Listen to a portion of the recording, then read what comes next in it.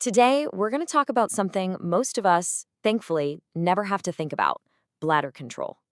It's a system that just works.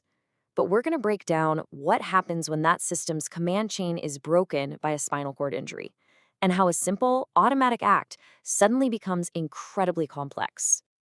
So, before we get into what goes wrong, you really have to appreciate how this whole thing works when it's going right.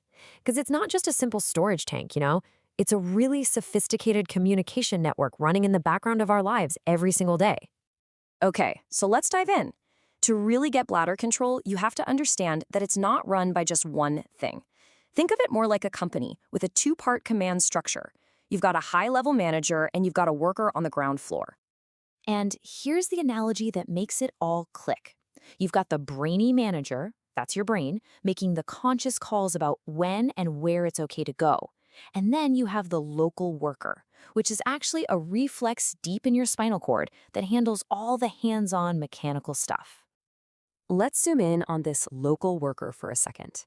It's basically a reflex, an automatic switch, located way down in your spinal cord, in an area called the S2 to S4 segments. Its job is super simple, but crucial. When the bladder gets full, it flips the switch that tells the bladder muscle, okay, time to squeeze. In a healthy person, this is like a perfectly choreographed dance. Step 1, the bladder fills up.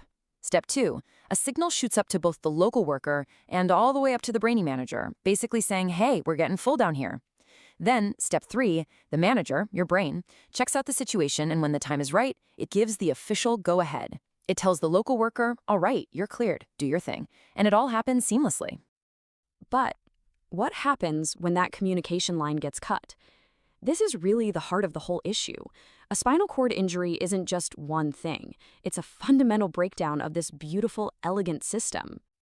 I mean, imagine literally cutting the phone line between the manager's office and the factory floor. The manager can't tell the worker to wait anymore, can't tell him to hold on or when it's okay to go. And where that line gets cut, well, that changes absolutely everything. And it leads to two completely different problems.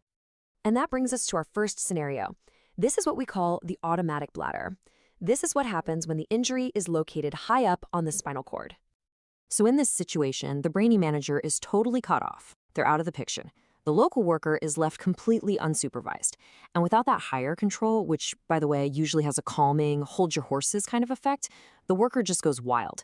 It becomes hyperactive and just acts on its own automatically. So here's the key takeaway for this one: the injury is above that S24 reflex center. So that local reflex is essentially released from its boss. The results? The bladder just contracts whenever it feels like it, as soon as it gets a little bit full. And over time, all that constant spastic work makes the bladder muscle get really thick and muscular, a condition called hypertrophy. It's like it's been hitting the gym 24/7. Okay, so that's one outcome. Now let's look at the complete opposite scenario. This happens when the injury is in a different spot, and it creates what's called the atonic bladder. In this case, the communication line isn't just cut. The local worker's office has been totally demolished. The brainy manager can shout all the instructions it wants, but there's nobody there to pick up the phone. The local machinery is completely broken. This happens when the spinal cord injury is right at the S24 level, taking out the reflex center itself.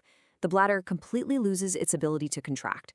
And to make things worse, the sphincters, the gates, they often stay shut tight.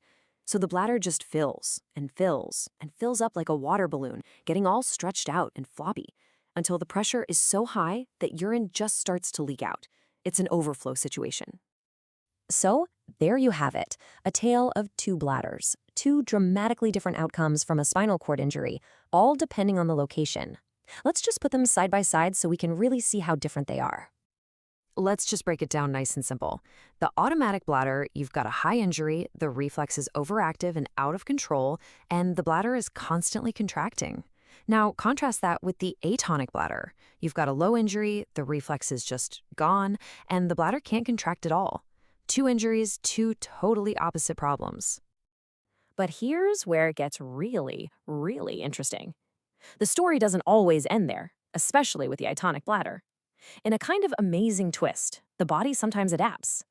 Over a long period of time, the bladder muscle itself, even without nerve signals from the spine, can start to develop its own little internal reflexes. And this brings us to a quote from the source material that just sums up this whole thing so perfectly.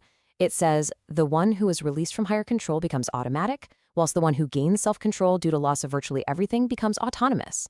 I mean, wow. It's just a really profound way to describe what's happening biologically. And that kind of leaves us with one final thought to chew on. How much does understanding the why behind a problem actually change how you try to fix it? Knowing whether you're dealing with an overactive worker or a broken down factory floor is the absolute first step.